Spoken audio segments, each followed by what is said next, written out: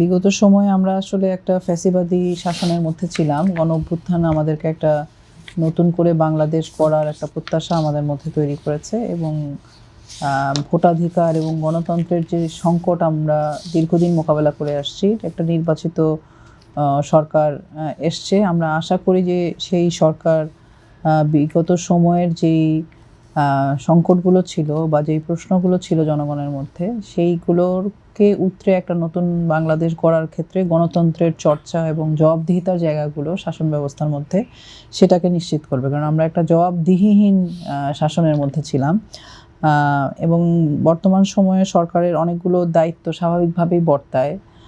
আমরা যখন, যেমন আমি নিজে ব্যক্তিগতভাবে নির্বাচন করেছিলাম ঢাকা 12-তে মাথাল মার্কায় গণসংহতি আন্দোলনের পক্ষ থেকে, এবং তখন আমরা যখন মানুষের কাছে গিয়েছিলাম যে মানুষের আসলে কী প্রত্যাশা, তার মধ্যে একটা প্রথম কয়েকটা বিষয় আমরা লক্ষ্য করব যে বাংলাদেশের সকল প্রান্তে, শুধু ঢাকা না, মফস্বল, গ্রামগঞ্জে, প্রান্তিক অঞ্চলে সব জায়গায় মানুষ কয়েকটা বিষয় খুব বলছিলেন, যার মধ্যে একটা ছিল যে দ্রব্যমূল্য বা বাজার নিয়ন্ত্রণ করা, যেটা মানুষের নাগালের মধ্যে যাতে হয়। 2 নম্বর ছিল যে এখানে যাতে চাঁদাবাজি, সন্ত্রাস ইত্যাদি বন্ধ হয়, এবং দেশের যে অর্থনৈতিক ব্যবস্থা, যেটা একটা চ্যালেঞ্জের মধ্যে ছিল,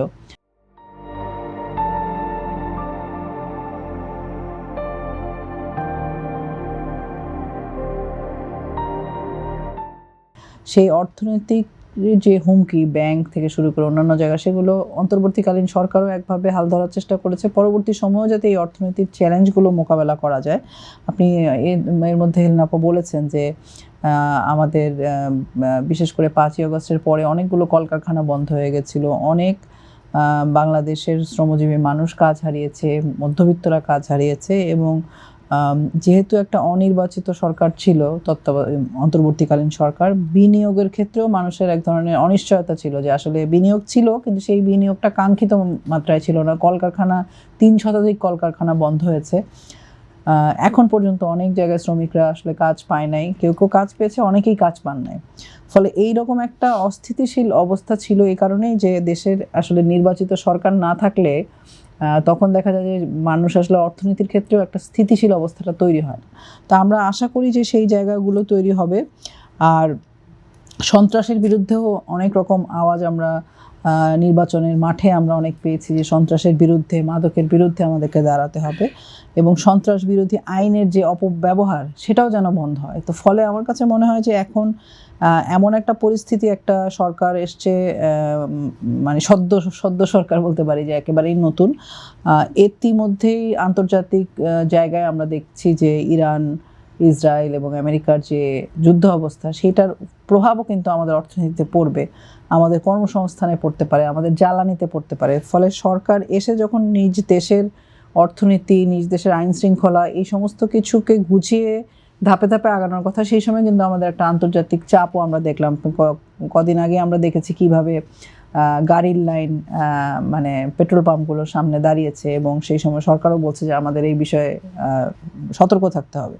ফলে এই বিষয়গুলো আমার মনে হয় যে খুব গুরুত্বপূর্ণ, যেটা আমি ইতিমধ্যেই বললাম, দেশের অর্থনীতি, আইন শৃঙ্খলা পরিস্থিতি এবং জনগণের যে আকাঙ্ক্ষাগুলো ছিল, যেগুলো ইশতেহারের মধ্যে দিয়ে আমরা দেখেছি, সেই আকাঙ্ক্ষাগুলোকে ধাপে ধাপে আমার মনে হয় সরকারের সেই বিষয়ে বিশেষ মনোযোগ। সবচেয়ে জরুরি যেটা হবে শাসন ব্যবস্থার জবাবদিহিতা, যেটা গণতন্ত্রের একটা গণতন্ত্রের পথে হাঁটতে হলে এই জবাবদিহিতাটা খুব গুরুত্বপূর্ণ।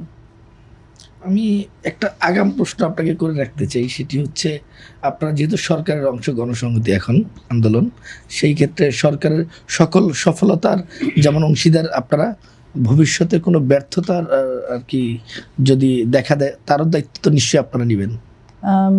আমাদের দলের একজন সরকারে আছেন, কিন্তু দল এবং সরকার ভিন্ন অবস্থায় থাকে। যখন কেউ সরকারে থাকে তখন সরকারে অনেক রকম কৌশলী অবস্থান অনেক সময় নানান রকম প্রয়োজনে নিতে হয়, কিন্তু দলের কিন্তু অনেক মুক্ত অবস্থায় আমরা কথা বলতে পারি। আবার আমরা যদি দেখি যে সংবিধানের সংস্কারের যে প্রশ্ন, দীর্ঘদিন ধরে 70-এর অনুচ্ছেদ নিয়ে কিন্তু একটা প্রতিবাদ ছিল, এবং সেটা পরিবর্তন করা হয়েছে যে 70-এর অনুচ্ছেদটা এমন একটা সংবিধানের যেটা প্রধানমন্ত্রীকে সর্বোচ্চ ক্ষমতা দেয় এবং একটা স্বৈরাচারী ব্যবস্থা তৈরির জায়গা তৈরি করে। সেইটারও কিন্তু পরিবর্তন, সংবিধানের নানা পরিবর্তনের জায়গা থেকে নিজ দলের সমালোচনাও যাতে দলের প্রতিনিধিরা সংসদে করতে পারেন, সেই জায়গা থেকেই কিন্তু সংবিধান সংস্কারের 70-এর অনুচ্ছেদের পরিবর্তনের যে জায়গাগুলো সেগুলো আসবে। তো আমরা আশা করি শুধু আমাদের দল না, যারা সংখ্যাগরিষ্ঠ হিসেবে সরকার গঠন করেছে বিএনপি, তারাও আসলে সংসদে আগামী দিনের সংসদটা ঠিক আমরা আগের যে সংসদ দেখেছিলাম সেরকম সংসদ হবে না। এখানে সংসদে